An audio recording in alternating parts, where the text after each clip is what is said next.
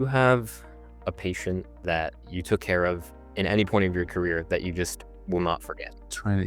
There is one that was she was rewarding because she was hit by a bus, and so she had multiple injuries, and then I had to do multiple surgeries on her, and she did rather well, and she was pretty debilitated when she first presented to the office. So yeah, I still remember her. Last time I probably saw her was like 9 years ago, and I still remember her name and what happened to her and what I did as far as treatment. So that was one. And then as a physician, there are always, you can have a complication that's out of your control, especially post-operatively. And so there's a patient from a while back that I still remember that had a post-operative complication, but sticking with that patient and not abandoning them, and walking them through that complication is very important for a physician. And thankfully he did extremely well in the end. Something like that is very stressful for me. It's obviously very stressful for the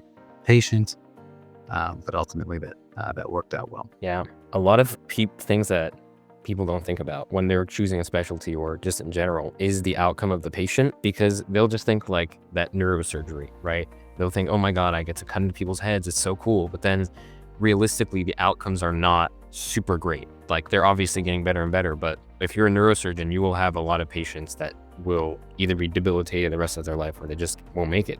So how much of a factor was the outcomes of your patients when picking your specialty or continuing with your specialty or your fellowship, something like that?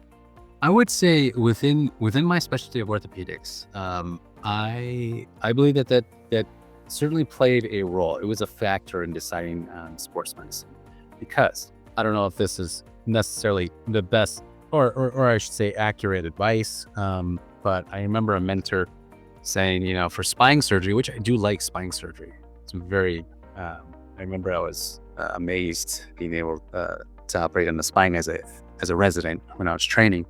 But he said, you need to be okay with possibly paralyzing a patient if you're a spine surgeon. And because that could definitely happen throughout your career. Complications happen.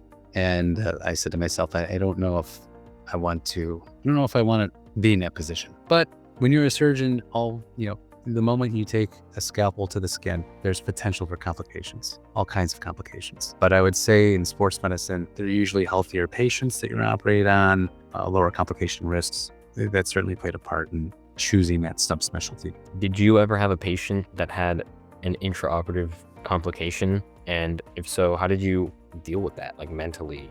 That must be incredibly difficult. Sure, that certainly can happen and has happened, and it is stressful, but you prepare for possible complications before you walk into the operating room. So you have to make sure that if you're doing, let's say, a knee replacement, you could potentially fracture part of the femoral condyle.